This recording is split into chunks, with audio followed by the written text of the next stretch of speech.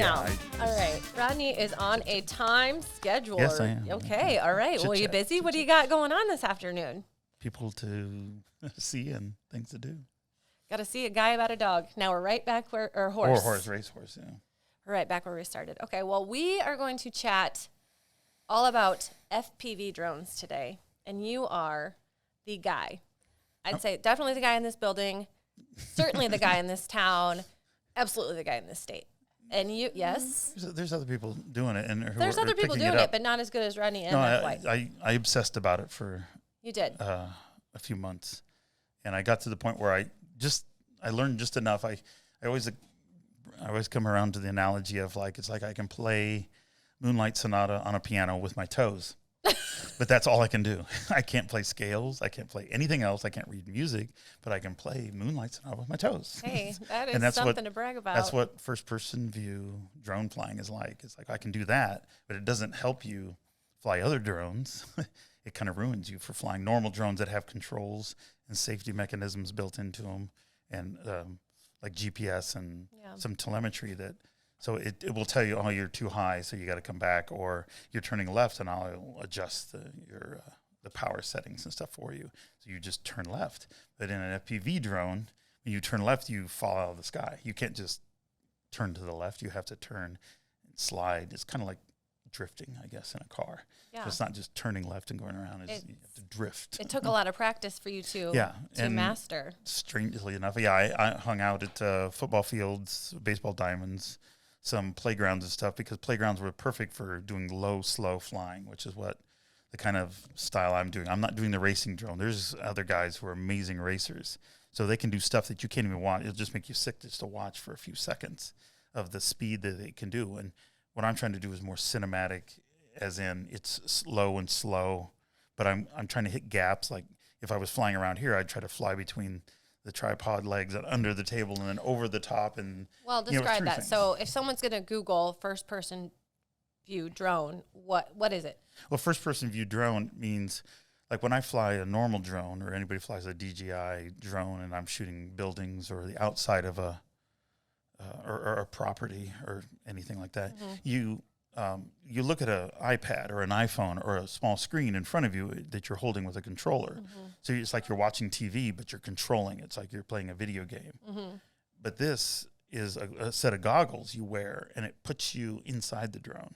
So there's a point where it just kicks in your mind where you're the drone. Right. It's your head is in the drone, and as you fly. So then you have this visceral response of like when you start to turn your body, and you're sitting still. You're, hundreds of yards away from it, but all of a sudden I'm like, oh my gosh. Oh, and so I start turning and I start.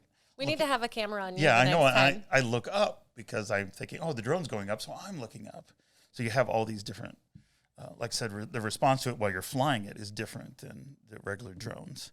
And then when you start flying, that's what the fun is. And to me, it's very fun. So even flying around the office, you go under the chairs, then over the top of a table, and then over the top of the cubicles. And then, but that's the whole idea. The idea that for what we do with FPV drone is it gives you a different look than a gimbal. And gimbals were big. They still are big, but it smooths out your camera moves so you can have somebody walk along and do a tour of a house. But then it's about head high, right. And when I was a still photographer at the Register, it was all about, well, that's the most boring view is that, it's, 5'10" or whatever you are. That view, you bend your knees, get down lower, get up higher, show a view that people can't see if they're in the audience, like at a football game. You're covering a football game, well, they're sitting in the stands and they see the game that way from one angle, one view, and you're down on the sidelines. You're giving them a view, the readers and subscribers a view that they wouldn't get by sitting in the stands or watching on TV. Yes, you could, but the still photo kind of gives you a view that you would never see, that frozen moment. Well, with FPV, it's more like it really puts you in there, and it worked for some things. And I think it's still a burgeoning thing as far as using it for live TV. Yeah. There's been a lot of success with it. It looks like there's been a couple of studios that have done some nice work, and then they used it for the Field of Dreams game last fall. I think it was when they followed. Beverly Hills Aerials. So they had everything from a normal Cinedrone, which is as big as this table. It's 50 pounds in the air holding a broadcast camera, and giving you kind of a helicopter view without having to fly a helicopter. I was just going to say, that's like helicopters are right obsolete now for news stations they're and things. They have the distance. Like most of these drones, the FPV drone I fly, or people fly, you only have about 200 yards. But you have really good a digital connection with what we use. So the 200 yards, and I'm seeing it pristine in the headset, and I can actually record what I'm seeing in the headset.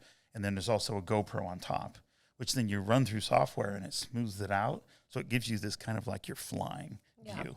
And it's not really what I see. When I see it, I'm actually seeing these kind of jiggling and it kind of wobbles because I'm making little micro adjustments. Yeah. And when you fly a normal drone or a commercial drone, it smooths that all out for you in camera. Yeah. But this software is the most amazing thing. It takes the positional data of the GoPro. So it's got little gyros, so it knows. So as it's making these little wiggles, it's recording all those little wiggles. So when you run it through the software, it just makes it pristine, just smooth, smooth as just glass, and also stretches the view to be a little more wider than your normal drone is too, which again gives you that flying feeling. So, and like I said, Jay Christensen in Minnesota was the first. Not the first to do it. I cannot say that he's the first because I've been following guys for 10 years who've been doing this style, but he was the first to make it. All of a sudden, it just kicked in by adding the audio. He added the audio, the storytelling, and that narrative. And it just went viral. And he hit it while it was hot. So, and he's still going strong. He's doing a lot of stuff for Callaway and a lot of sports companies and stuff like that. The first one you did though, you and the team. You went right into it and created that narrative. So the first one we did, for example, was the story Kenworthy Flythrough of their office. And it was really cool. We'll put a link to it. But basically, we show that the drone flying through their doors. And then it shows off the whole sales experience that a person or a package or a piece of furniture would experience going through Story Kenworthy. It's really interesting and unique. There's conversations, there's music playing, you can hear the forklifts. I mean, they take you through the warehouse. It's so cool. And it is. To the end user, you don't see any of that like shaking or movement. It is so smooth. It is just a flawless fly through of this entire building, and it shows off so many pieces of their business, from the sales meeting to the customer experience to the furniture being loaded on the truck. And it's very, very cool. But you just jumped right into it. I mean, you didn't. Well, the impetus, it was set in motion in March when they said, hey, we could do one of these fly-throughs. And you're like, hey, this thing up in Minnesota. Did you pee your pants a little bit? Well, no, I thought, okay, 3 months. And they said by July 31st, we could do it then. And then I was like, okay. So, and we started researching it. We get the equipment, and then it was like, okay, I'll start practicing. And the first couple of times I flew, I just went boom right into the wall. and there's still a scratch in the wall. There's a couple of scratches in the wall from the blades and stuff. Yeah. And then flew it outside. And it's like, hey, look, I'm flying 20 feet. And all of a sudden it just falls out of the sky. And I don't know why. And there's all these little things you just have to learn. It's a muscle memory. It's just like any artistic endeavor or any kind of physical endeavor. You just have to get the muscle memory. And I don't know if it's I'm not quite at the 10,000 hours. That's kind of the benchmark for learning. Where are you at? Probably at like 200 hours maybe. I disagree. You spent all summer. I spent a summer. Yeah, I spent a summer working on it. Like I said, every night going out and flying 3 or 4 packs. Playgrounds. How many cops got called on you? None. No, I didn't fly near people, and there was a couple of times when people would show up with their kids. But yeah, I crashed so many times, and there was grass. I mean, the thing was green where the propellers are because I chopped up so much grass. I love that. But I would just fly up and down not the playground, but the green space near Fair Meadows School, and then I worked up to going in and out of the swing set. So I was like, it's like this 2-foot gap, and I look at that, I can go through a 2-foot gap, and then it became like, well, how small a gap? I can go under the benches on a baseball diamond, be flying along and all of a sudden go under something and then go over the top of the backstop. And that's what makes it different than just taking a gimbal. You can get a similar view to that, where you're running along and people run along with a gimbal, but it's that hitting the gaps, we call it, or hitting the holes. So you go between the legs of those chairs right there and then around, and all of a sudden you're just like, that's just different.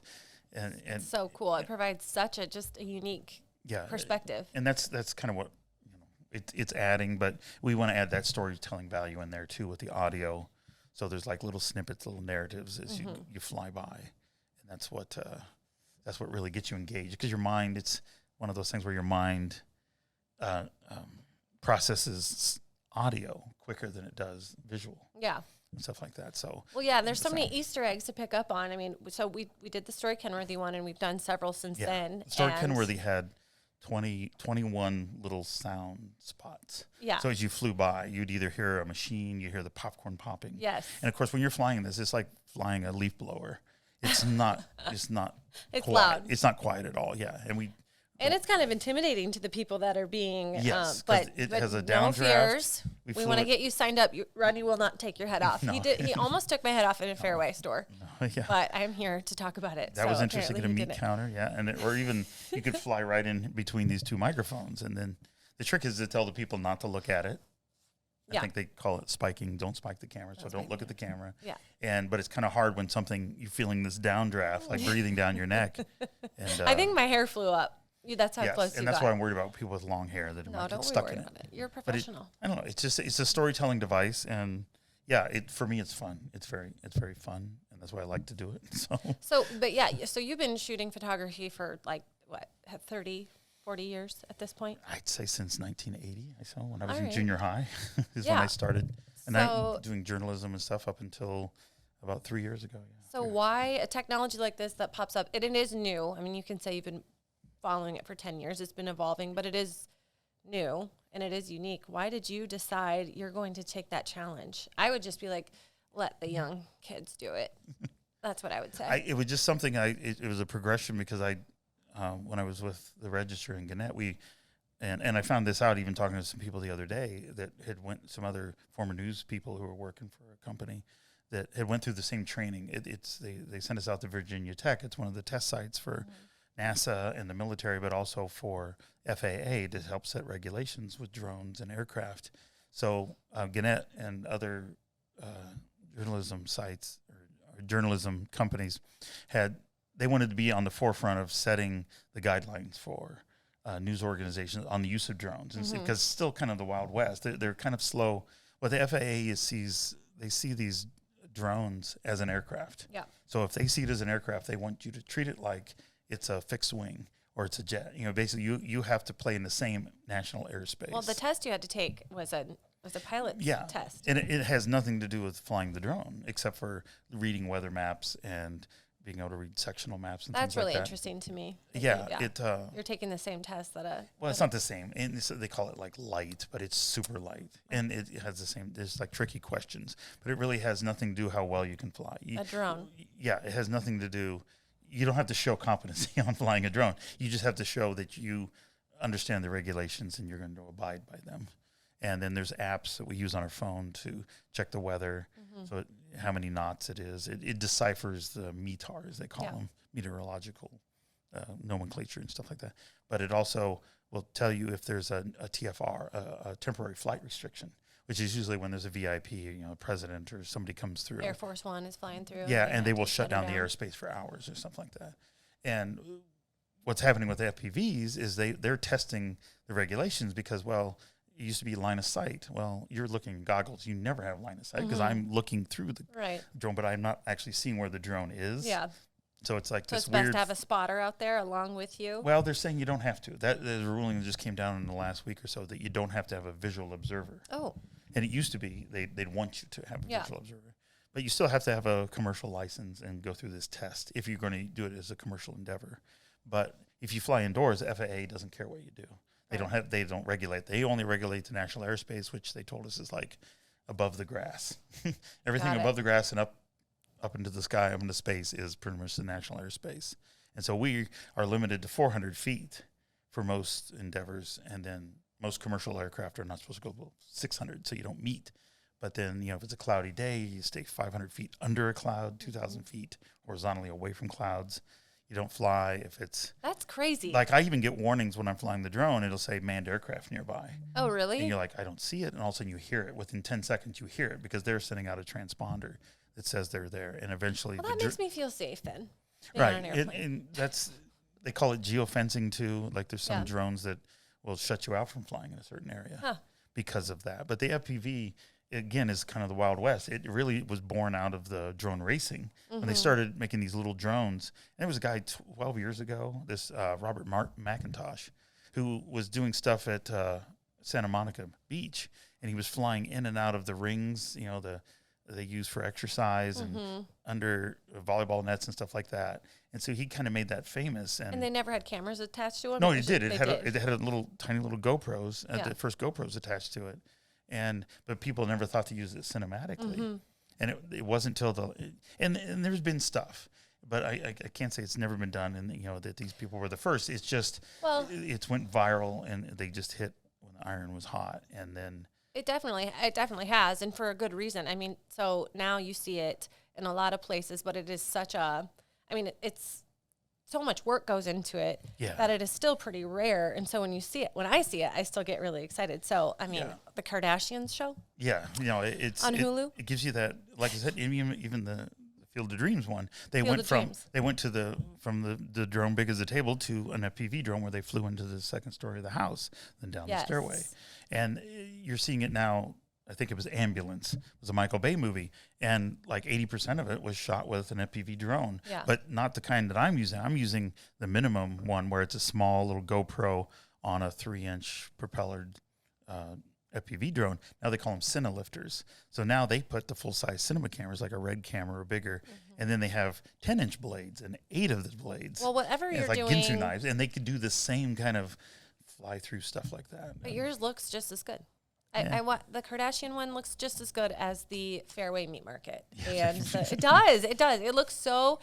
It elevates any brand that you're going to use it with. And it literally gives you the fly on the wall. It gives you that. Like you got a fly going through. Yeah. What are some of the ways that you can? I mean, I know we always say use FPV drone to show off your products or the end product of something you're doing. Your people. Products, your space, people, definitely. Your We've done it here to show off our face. Your process. Yeah. There's so many different ways that you can use it, and then it upgrades your brand. Yeah, because it's just that the floating nature of it too. So it's easy to watch. It's like so enjoyable. Yeah, you don't really go. It's like you're on a little hang glider almost. Yeah. Or something instead of a plane just going in a straight line and you're kind of looking down, following something. It's rare that I actually follow something like we do with drones where it tracks you or something like that. Yeah. This, I can start out, like I did something with Handy Jenko. And so I flew behind a motorcycle like 10 feet up, and then I came down behind him, and I'm still trying to figure out that visual of is he going too slow, and all of a sudden I'm on top of his luggage rack. Yeah. So I'm sitting there on his luggage rack for like 3 seconds. I'm like, what had just happened? The drone is sitting there, looks like on his tire, and all of a sudden it just kicks off and comes, and it went off right accident? into the air. Yeah. And then it looks so cool. So we did put together, we had you put together your best of compilation video, and it looks freaking sweet. Yeah. I went out and tried to do a lot of testing. So I kind of, even though they might not have been a client, I'll go out and say, hey, can I, I just want to see what it's like to fly through these different. Fly my drone through your building? Yeah. And that's not a euphemism? It's a double entendre. I have to cut that out, yeah. I'm sorry I did that to you, Rodney. No, that's fine. So, okay, I believe and I feel and I'm confident in saying you have mastered what we have been doing. I mean, yeah. So Story Kenworthy, Fairway Meat Market, Handy Jenko, we have done it. They have included it in their brand videos, their website. It definitely uplifts their website, or kind of elevates their website experience, their social media experience for sure. Yeah. I know your wheels are constantly spinning and you're constantly excited to go out and do the next one. What are you going to do next with this stuff? Well, I just want to continue to. I mean, I do love that fly through with the audio cues. It is just so evocative. Yeah. It just it's visceral. Like there's a physical response just to the way you watch it, and especially like you. Is he gonna, like when I'm watching other drone videos, it's like, oh, is he gonna go through that gap? Oh, there he goes. He goes Seriously, right through it. It does. It keeps you. It really does keep you on the edge of your seat. There's a Des Moines UAV group run by Danny Essinger, who works for IPTV, and we were flying one day, and it's like there's a trash can. It's like, can I make that gap? And I didn't do it, but it was barely an inch or two higher and lower than the drone to go through. And I was like, no, I'm not ready for that yet. You're not ready for that. But they have simulators. That's the best part of this too. Now they have simulators where you use your controls in your drone and the goggles, and it plays the simulator through your goggles as if you're flying yours. It has the same characteristics as the one you're using. Oh, wow. So it's kind of easy to get into. And if you're a do-it-yourselfer, which most of the people who race drones, they don't just have one drone. Oh, it broke, and I got to send it back, and a month later I can fly again.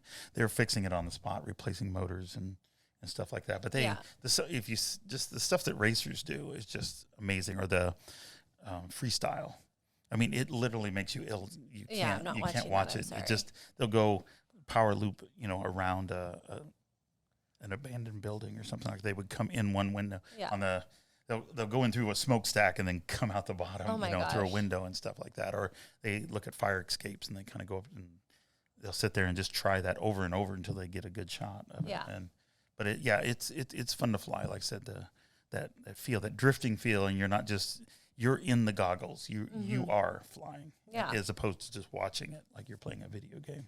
So it's definitely changed. I mean, it's definitely changed video. Think about 10 years ago, and sure, they used the helicopter shots, and so just for supplemental. I know they still do, to show landscapes and just show that wider shot. But I know definitely this is going to, I think, continue to stay around. I don't think it's a flash in the pan like you said earlier. I think it's just going to continue to elevate video and elevate brands, just because. Yeah, it's something that you have to be so skilled in order to do. So I am bragging on you.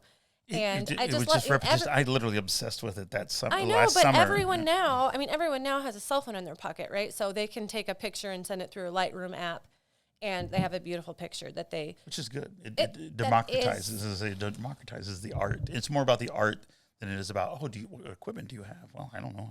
But not everybody. What I'm saying is not everyone can do what you do with the FPV drone. It's just about experiences, experiential. Because you could see a bad FPV drone shot and know pretty quickly that it's not good. Well, and we always said, even with still photography, it was about, don't bore people. It's like, there's a point where you're like, hey, that was cool. Do you think about that every time you pick up the camera? And you're when you shoot something, you're like, wow, anybody could have done that, or that was boring. You just don't want to bore people. We used to say, it was like, people would say love and hate are opposites. And it's like, actually, they're not. It's more like, it's more about passion and I don't care. It's like, true. So if they don't care about you in any way, it's like, I don't care. But if they love or hate you, they're passionate about it. True. But if they don't, they're like, And that's what it is. Like, FPV drone, I could care less. But you do care. And that is why we now have a Telly Award on the way. We did win silver on this national contest. We entered, and you took home a silver statuette. So congratulations on that. Yay. Rodney? I guess. Is that your voice going away, or is that your, you don't care? Gone. It's been gone. It's been gone. This is not my normal voice, so. We love it, though. Rodney's been replaced. It's like the Avril Lavigne conspiracy. Do you know there's a conspiracy out there that Avril Lavigne's dead and she was replaced by either a alien or a government prop? Is that what happened to you? That's because you have been acting different since your voice is different. I did not have COVID, but I just had a very deep chested cold. Prove it. Let's see your test. Yeah. No, I have. I did. I had to take a bunch. I was at a place where I shot photos of medical people, and they had a table full of COVID tests, and I took so many of them, and I took an armload of them home with me too, but yeah, no, it's just a technique. It's just, again, it's like you put that in your little. But why should people do it? You put that in right your now. Quiver. Why should people? Why should people? I just want you to watch it. I don't want other people. I want to be. I'm selfish about it. No, it's. Why should they do it? Why should they work with us to do it? Work with us. That's different than having. I thought you meant by us. I mean Rodney White. Okay, just because it can elevate your brand and elevate your. It's fun to watch. It's fun to. It's just fun.